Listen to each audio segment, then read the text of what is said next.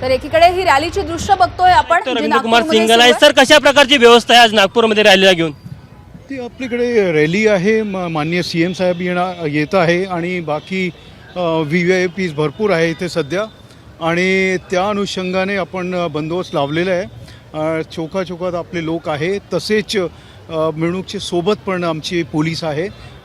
हेतू एकच आहे, कुठल्याही प्रकारची कोणालाही अडचण येऊ नये आणि ट्रॅफिक पण व्यवस्थितपणे चालला पाहिजे, ही सगळी व्यवस्था आम्ही केलेली आहे. वाहतुकीला घेऊन कशा प्रकारे नियोजन आहे? कारण की मुख्य रस्ता आहे, रहदारीचा रस्ता आहे. आपण डायव्हर्ट केलेलं आहे ट्रॅफिक आणि त्याबद्दल आम्ही सोशल मीडिया, प्रिंट मीडिया आणि सर्वांना अगोदरच सांगितलं होतं, जेणेकरून लोकांना कळायला पाहिजे की आपली अशी व्यवस्था आहे. 4 वाजता शपथविधी आहे, त्याला घेऊन कशा प्रकारे नियोजन आहे सुरक्षेच्या दृष्टीने?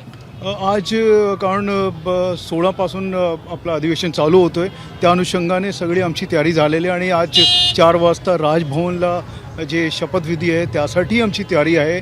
आम्ही वेगवेगळे जिथे बंदोबस्ताची गरज आहे ते आम्ही सगळे पॉईंट्स लावलेले आहे. कार्यकर्त्यांची खूप मागणी आहे की आतमध्ये सोडावं. कोणाकोणाला आतमध्ये सोडलं ते नातेवाईका व्यतिरिक्त किती लोकांना आतमध्ये प्रवेश असतो? हे जे आपलं जे प्रोटोकॉल डिपार्टमेंट आहे महाराष्ट्र शासनाच्या, त्यांनी ज्याप्रमाणे लिस्ट दिली आहे त्याप्रमाणे आपण कारवाई करतोय. थँक्यू. आपण बघू शकतो की देवेंद्र फडणवीस यांची पाठीमागे ही रॅली आलेली आहे. इकडल्या बाजूने जर का आपण आलो तर आपल्याला लक्षात येईल की कशा प्रकारे देवेंद्र फडणवीस यांच्या रॅलीमध्ये एक मोठा उत्साह आपल्याला पाहायला मिळत आहे. मुख्यमंत्र्यांची ही विजयी रॅली आपण बघतोय. एका पद्धतीनं भाजप शक्ती प्रदर्शन करायचा सुद्धा हा प्रयत्न. महायुतीचे असंख्य कार्यकर्ते आणि महायुतीचे नेते सुद्धा आता नागपूरमध्ये पोहोचलेले आहेत आणि देवेंद्र फडणवीसांची ही रॅली आपण पाहतोय.